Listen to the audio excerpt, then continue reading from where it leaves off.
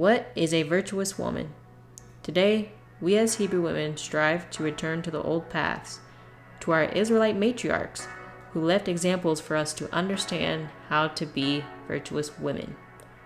We see examples such as Sarah, Deborah, Abigail, and countless others who lived righteously before the Most High. They were submissive, yet strong women who had their own opinions, ideas, and they were able to make decisions in their relationships with their husbands.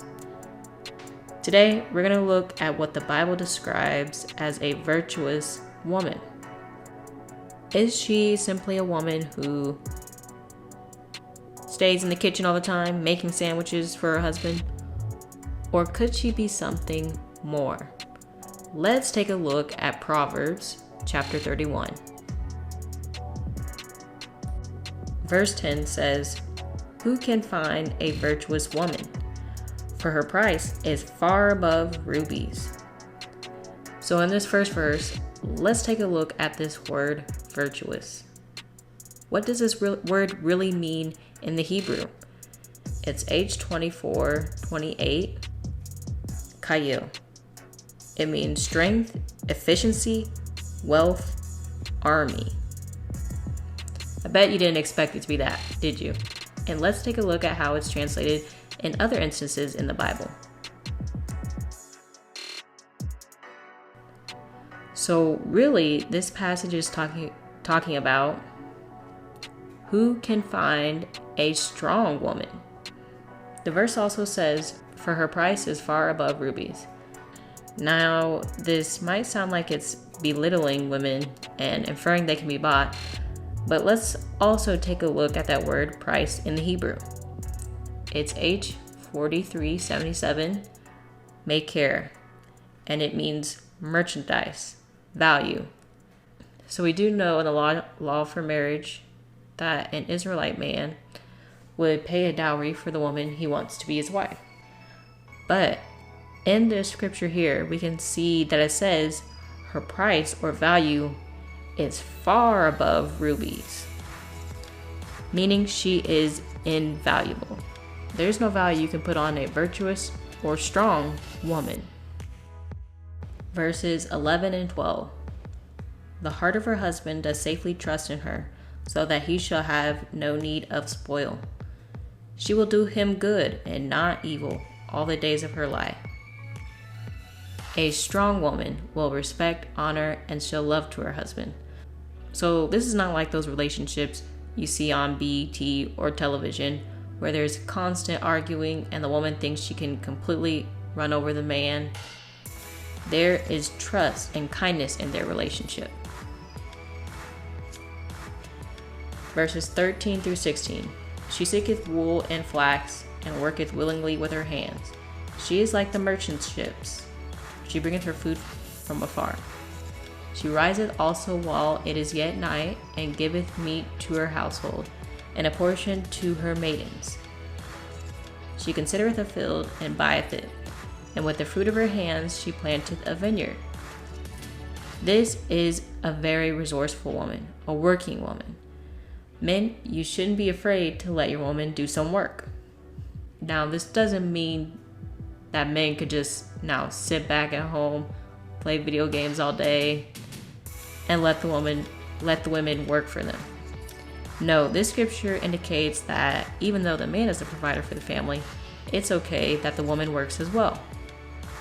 You can see the woman in this passage is engaging in commerce and business affairs. So it's important for wives to have a say in these matters too. Verses 17 through 22. "She girdeth her loins with strength, and strengtheneth her arms. She perceiveth that her merchandise is good. Her candle goeth not out by night. She layeth her hands to the spindle, and her hands hold the distaff. She stretcheth out her hand to the poor. Yea, she reacheth forth her hands to the needy. She is not afraid of the snow for her household, for all her household are clothed with scarlet. She maketh her coverings of tapestry. Her clothing is silk and purple." Again, this passage is talking about a strong woman. Verse 18 says, "She perceiveth that her merchandise is good. Her candle goeth not out by night. This is talking about a hard-working woman. She layeth her hands to the spindle, and her hands hold the distaff. Again, hard-working. And verse 20 talks about her giving to the poor. In her righteousness, she thinks of the less fortunate and helps them. Now let's read verses 23 through 25. Her husband is known in the gates when he sitteth among the elders of the land. She maketh fine linen and selleth it, and delivereth girdles unto the merchant. Strength and honor are her clothing, and she shall rejoice in time to come. Look at verse 25. Strength and honor. That's how Black women should be admired today. Not for who can twerk the best or who has the newest and best looking Gucci slides. As strong Black women, we have to show ourselves to be honorable in our appearances. Verse 26. She openeth her mouth with wisdom, and in her tongue is a law of kindness. Today, many in our nation are lacking wisdom because we have fallen away from the commandments of the Most High. We have to return to this book so that we can direct each other back to the right paths. And also, this scripture talks about the law of kindness. When we speak to each other, we need to show love, not hate and jealousy. We are not supposed to hate our brother or sister in our hearts. Verses 27 and 28. She looketh well to the ways of her household, and eateth not the bread of idleness. Her children arise up and call her blessed, her husband also, and he praiseth her. Ultimately, a strong woman wants to be a good example for her children and a blessing to her husband. And she can't do that by being idle. Our matriarchs were instrumental for their households, and on a major level, our nation. But it all starts in the family household. Lastly, verses 29 through 31.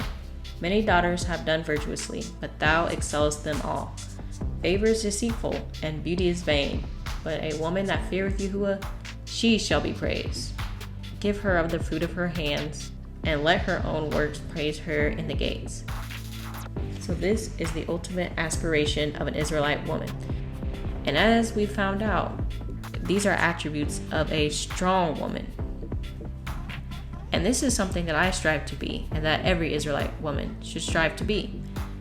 And of course, in all things, we must fear the Most High, because He is the creator of all, that blesses us with life and the ability to excel in our livelihoods.